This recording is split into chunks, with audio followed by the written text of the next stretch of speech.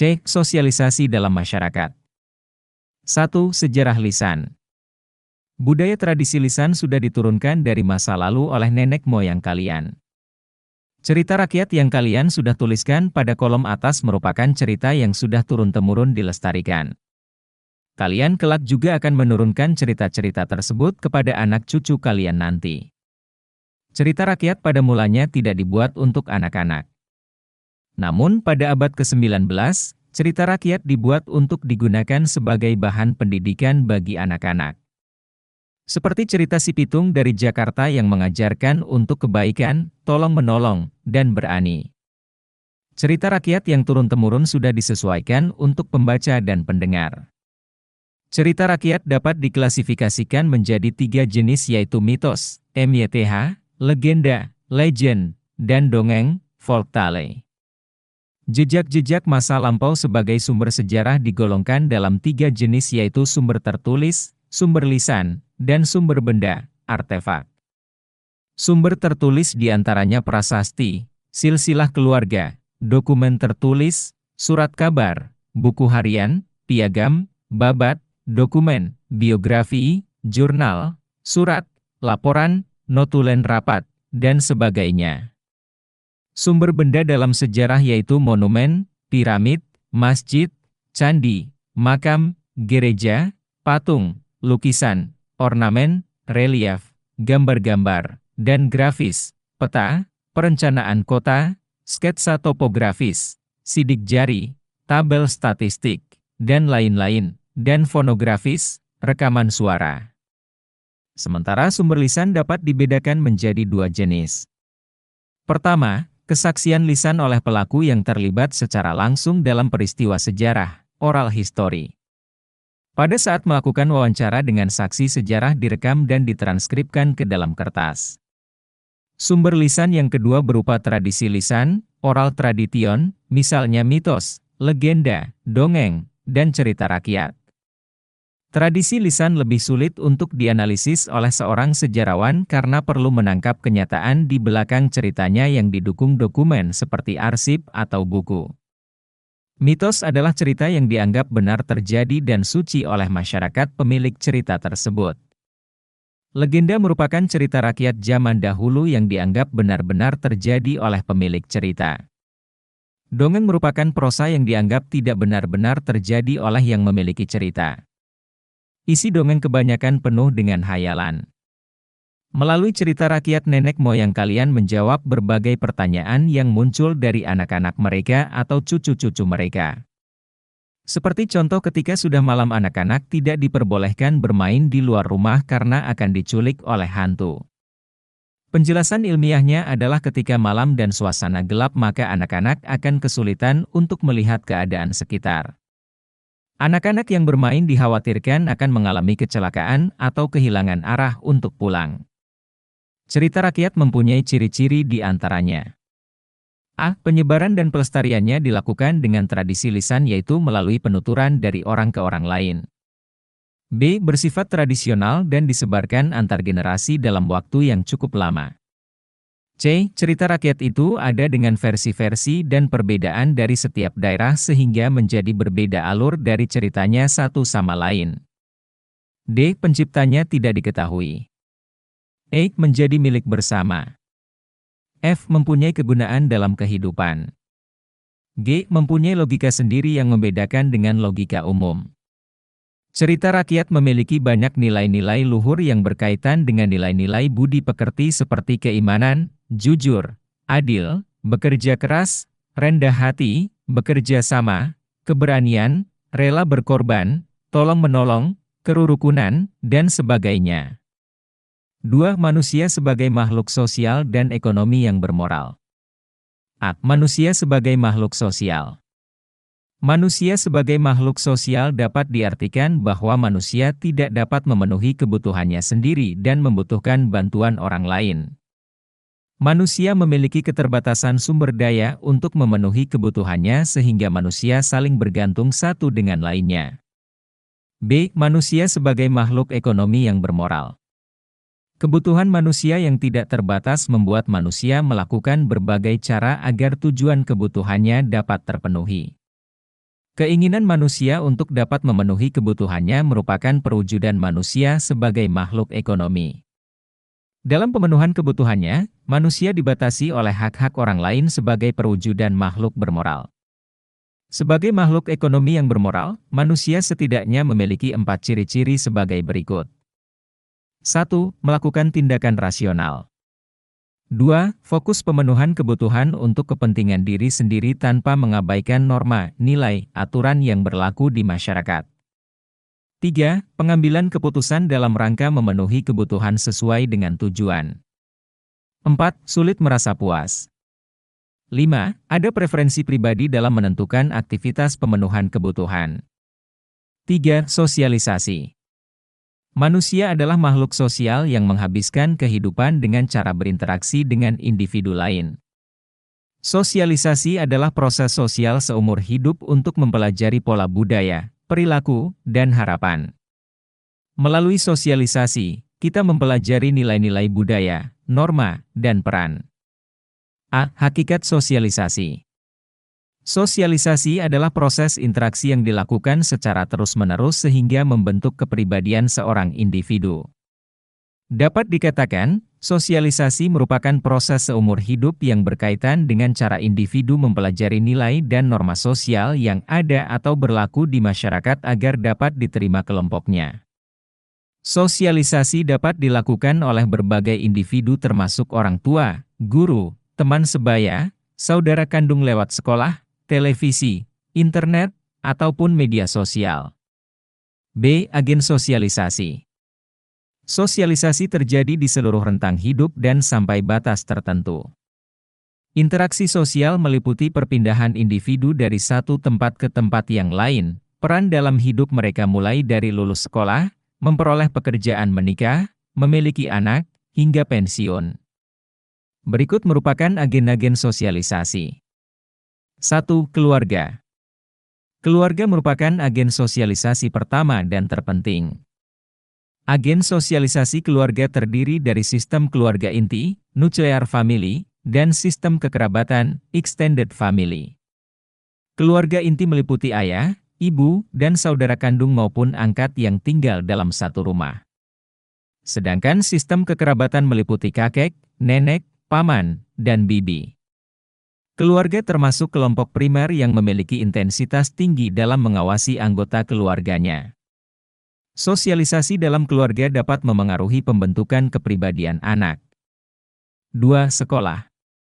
Individu dihadapkan pada berbagai pengalaman berbeda di sekolah. Mereka berinteraksi dengan orang-orang dari berbagai latar belakang agama, kelas sosial, ras, etnis, dan kebudayaan. Sosialisasi di sekolah memiliki tujuan menanamkan nilai kedisiplinan yang berorientasi mempersiapkan peran peserta didik pada masa mendatang. Agen sosialisasi sekolah merupakan bentuk dari sosialisasi sekunder. 3. Kelompok sepermainan. Sosialisasi juga terjadi di antara kelompok sepermainan, baik teman sebaya maupun tidak sebaya. Kelompok sepermainan dapat memengaruhi kebiasaan belajar, selera musik, sudut pandang, dan bahkan gaya berpakaian. Agen sosialisasi kelompok sepermainan merupakan bentuk dari sosialisasi sekunder. 4. Media massa. Media massa adalah sarana komunikasi satu arah ke masyarakat luas. Informasi yang disampaikan melalui media dapat menyebar secara cepat dan luas ke seluruh lapisan dan golongan masyarakat. Jenis media massa dapat berupa televisi, surat kabar, majalah, film, radio, dan media sosial digital lainnya.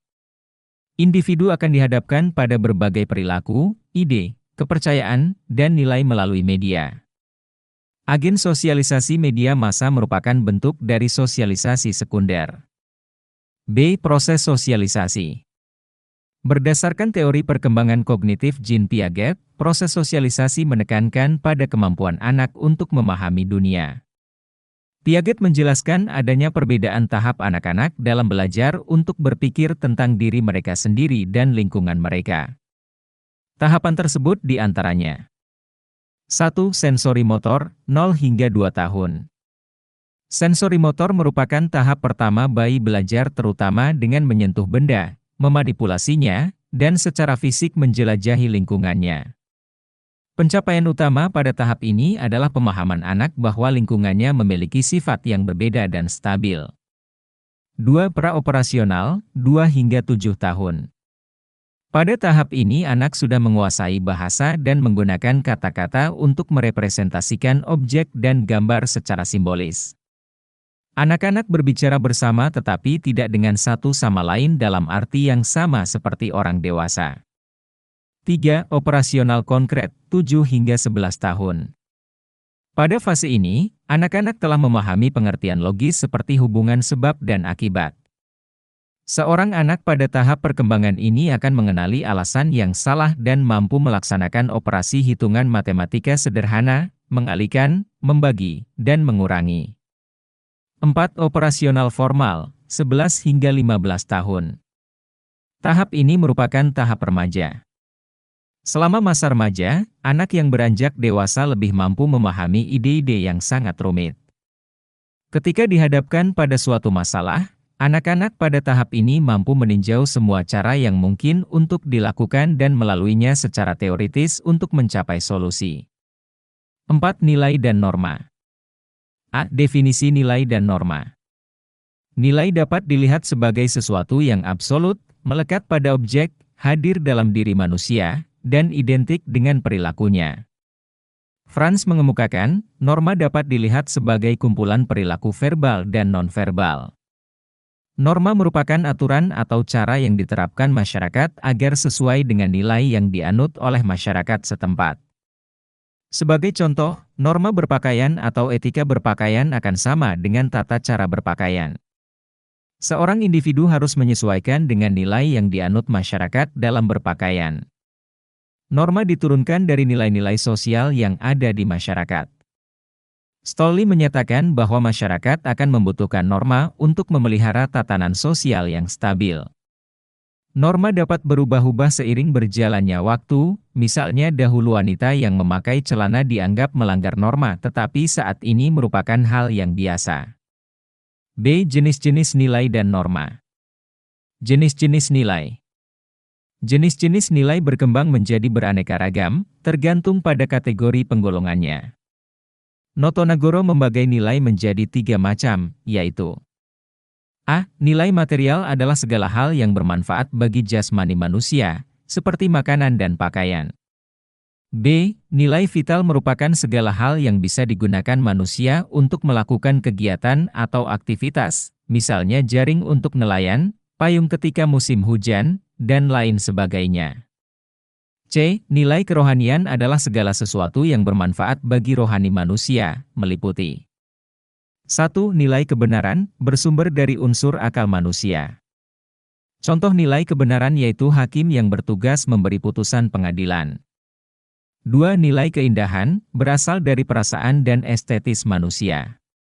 Contoh mengoleksi perangko, menanam tanaman hias, dan membeli lukisan. 3. Nilai kebaikan atau moral, berasal dari kehendak atau kemauan manusia. Contohnya tidak memotong pembicaraan orang lain, meminjamkan pulpen kepada teman yang lupa membawa alat tulis. 4. Nilai religius, merupakan nilai ketuhanan yang tertinggi dan mutlak. Contohnya, beribadah tepat waktu, menjalankan perintah yang diajarkan dalam agama yang dianut. Jenis-jenis norma. Norma agama. Norma agama atau religi memuat aturan yang menata kehidupan manusia yang bersumber dari Tuhan. Norma agama terdiri dari sekumpulan perintah dan larangan manusia untuk berlaku, yang oleh pemeluknya diyakini kebenaran dan konsekuensinya. Norma tersebut tidak hanya mengatur hubungan vertikal, antara manusia dan Tuhan, ibadah, tetapi juga hubungan horizontal, yakni hubungan sesama manusia. Norma kesusilaan. Norma kesusilaan berasal dari hati nurani yang dipraktikkan secara berulang dan menjadi kebiasaan. Norma kesusilaan merupakan susunan dari aturan-aturan hidup tentang cara manusia bertingkah laku dalam kehidupan. Pelanggaran terhadap norma kesusilaan seringkali dianggap sebagai pelanggaran terhadap ajaran agama. Contohnya membentak atau melawan orang tua dinilai sebagai tindakan yang melanggar kesusilaan dalam berbagai agama. Pelanggaran terhadap norma kesusilaan artinya mengingkari hati nuraninya sendiri. Norma kesopanan. Norma kesopanan berisi seperangkat aturan yang menjadi panduan tingkah laku seseorang agar sesuai dengan kaidah sopan santun untuk dapat diterima untuk hidup dalam lingkungan masyarakat. Norma ini bersumber dari budaya dan adat istiadat masyarakat. Perbuatan yang dianggap sopan oleh suatu kelompok masyarakat mungkin dapat dianggap tidak sopan bagi kelompok masyarakat lainnya. Sebagai contoh, duduk di kursi sedangkan orang tua duduk di lantai dapat dianggap melanggar norma kesopanan di beberapa wilayah, tetapi hal tersebut belum tentu melanggar norma kesopanan di wilayah lain. Norma kesopanan dapat berubah seiring dengan sifat masyarakat yang juga dinamis dan mengalami perubahan. Pelanggaran terhadap norma kesopanan akan memperoleh sanksi yang berupa sindiran, celaan, teguran cemoohan, bahkan diasingkan oleh masyarakat. Norma hukum.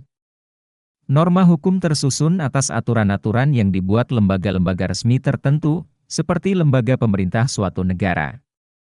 Norma hukum bersifat memaksa, tegas, dan mengikat warga negara.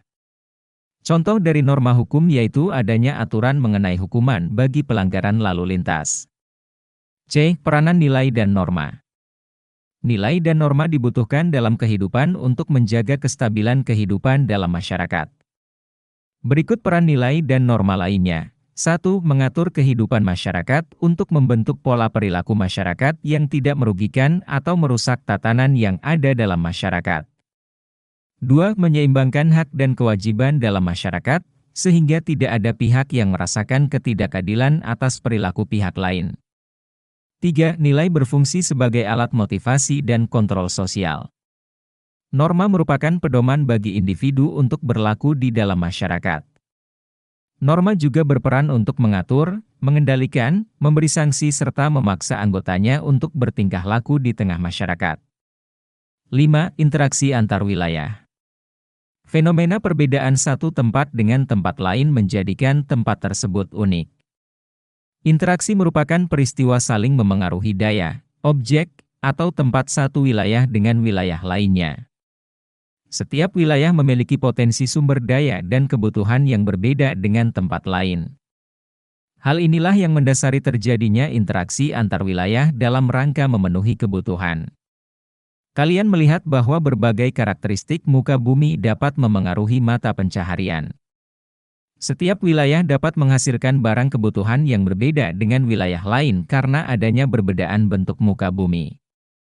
Selain itu, interaksi antar ruang seperti kawasan pesisir yang menghasilkan hasil laut dengan dataran tinggi yang menghasilkan berbagai sayuran tidak hanya dipengaruhi karena perbedaan bentuk muka bumi. Jaringan jalan dan transportasi juga memengaruhi interaksi tersebut. Hal ini menyebabkan terjadi interaksi antar wilayah dalam rangka memenuhi kebutuhan lain yang tidak ada di wilayahnya. Sebagai contoh, perdesaan menghasilkan sumber pangan yang dibutuhkan penduduk perkotaan. Kota menghasilkan berbagai barang industri yang dibutuhkan penduduk perdesaan. Interaksi juga dapat terjadi antara satu kota dan kota lain berupa pertukaran barang dan jasa. Interaksi antara perdesaan dan perkotaan didasari atas perbedaan karakteristik wilayah yang memengaruhi hasil produksi dan didukung oleh jaringan jalan yang baik sehingga dapat terjadi pertukaran barang. Berikut merupakan perbandingan karakteristik wilayah perdesaan dan perkotaan. Penggunaan lahan di perdesaan didominasi lahan pertanian termasuk perkebunan dan perikanan sehingga memiliki ruang terbuka yang lebih luas dibandingkan areal terbangun. Sedangkan penggunaan lahan di perkotaan memiliki heterogenitas yang lebih tinggi dibandingkan wilayah perdesaan. Hal ini membuat wilayah perdesaan dapat menghasilkan bahan pangan yang dibutuhkan penduduk perkotaan. Misalnya, Kabupaten Brebes memiliki komoditi pertanian bawang merah dan Kabupaten Wonosobo menghasilkan komoditi pertanian kentang. Kedua wilayah tersebut saling berinteraksi untuk memenuhi kebutuhan pangan. Kabupaten Wonosobo mengirimkan hasil pertanian berupa kentang ke Kabupaten Brebes dan sebaliknya. Interaksi antara Kabupaten Brebes dan Wonosobo ini merupakan contoh dari interaksi antar wilayah dalam rangka mencukupi dan memenuhi kebutuhan di bidang pangan.